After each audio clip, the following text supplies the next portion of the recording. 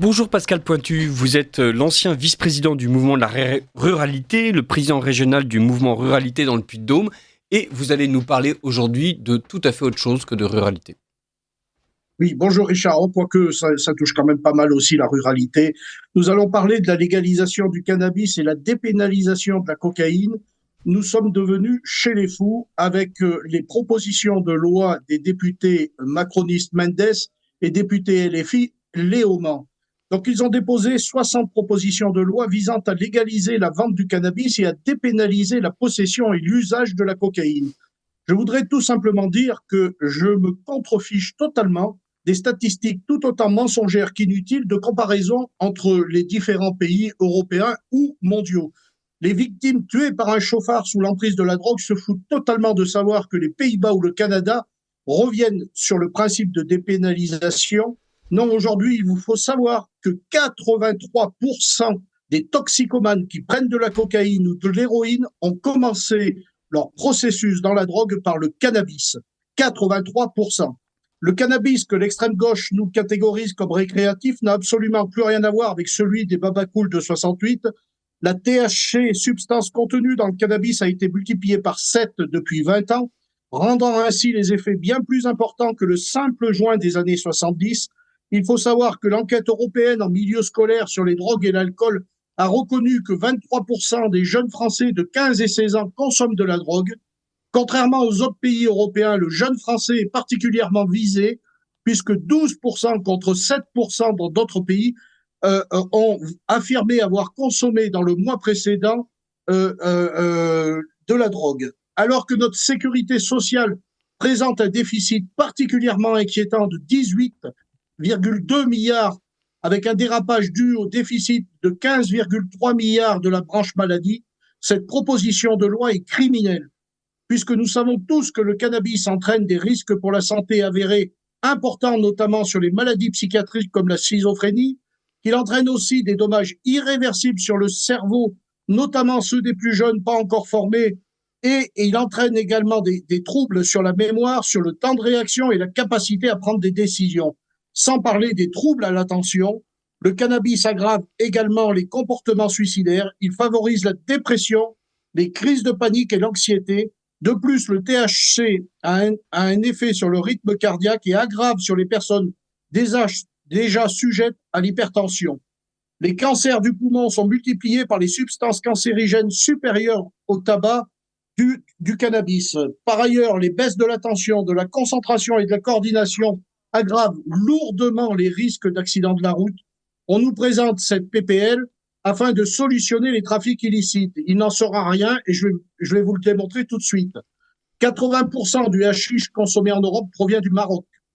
1 kilo de hashish provenant du Maroc revient aux trafiquants à 700 euros. Dès l'arrivée en Espagne, il passe à 2000 euros.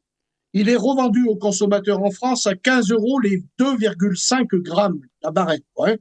Donc, soit 6 000 euros le kilo. Au prix de gros pour les revendeurs, on le trouve aux alentours de 4 500 euros le kilo. Il faut savoir aussi qu'une autre filière provenant de l'Albanie émerge avec un prix de 830 euros par kilo.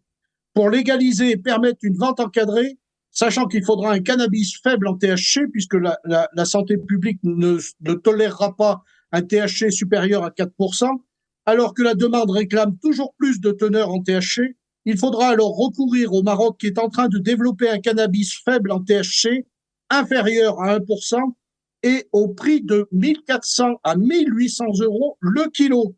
Donc, nous sommes au double du prix du cannabis light, et donc ce prix se reportera sur la vente légalisée, avec qui, je le répète, un effet moindre recherché par les consommateurs.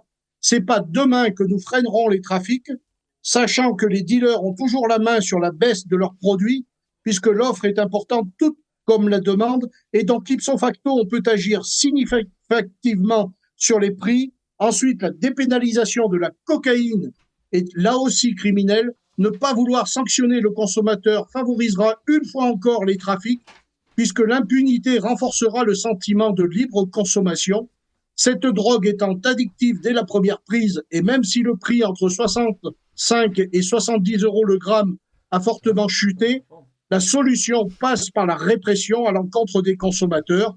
Outre le fait qu'on a déjà dépénalisé les infractions sur la consommation, la possession et aussi la cession, en les enlevant du domaine correctionnel, en les judiciarisant en contraventionnel, la dépénalisation sur le cannabis est déjà en marche.